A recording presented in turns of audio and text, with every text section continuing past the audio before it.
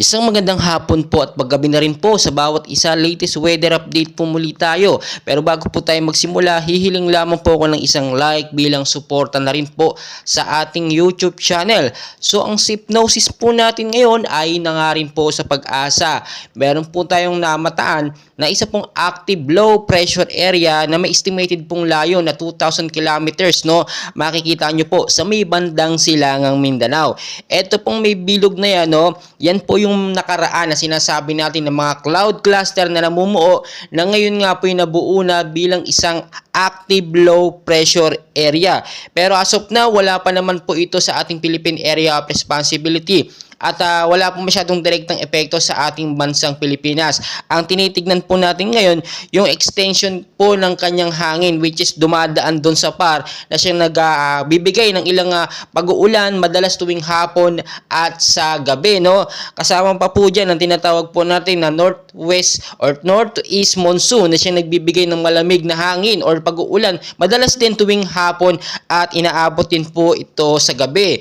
Ang isang hypnosis din natin, no? Apektado pa rin po tayo ngayon ang tinatawag po na shear line. Makikita nyo naman na ilang nakaka-apekto po ngayon sa ilang bahagi po ng Central Luzon, South Luzon, Visayas at Mindanao. Yung shear line po na yan, nakikita nyo mabuti, sinasamahan pa nga po yan ng hanging amihan. Makikita nyo naman, no, direction talaga siya or tumama talaga siya dito nga po sa may bandang Luzon area. So makikita nyo mabuti yung sinasabi natin na active low pressure area ay posible din maging isang ganap na bagyo kapag ka ito po lumakas, no? As of now, nasa 35 kilometers per hour yung lakas po nitong active low pressure area at nagme-maintain po siya doon.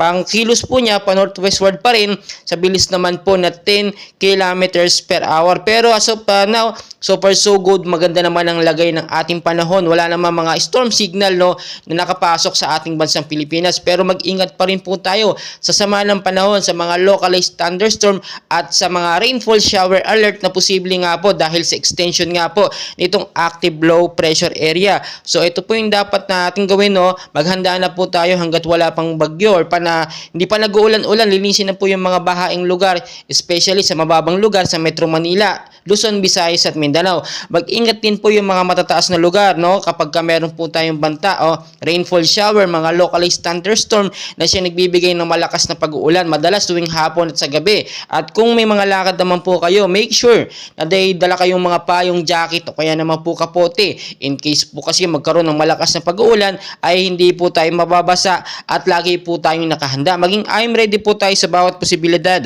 dahil never and ever po natin mape-predict ang galaw po ng panahon, no, or ng bagyo. Pabago-bago po yan. Kaya naman, stay tuned lang po kayo para ma-update ko kayo sa ating mga weather updates. Maraming salamat po sa inyong lahat.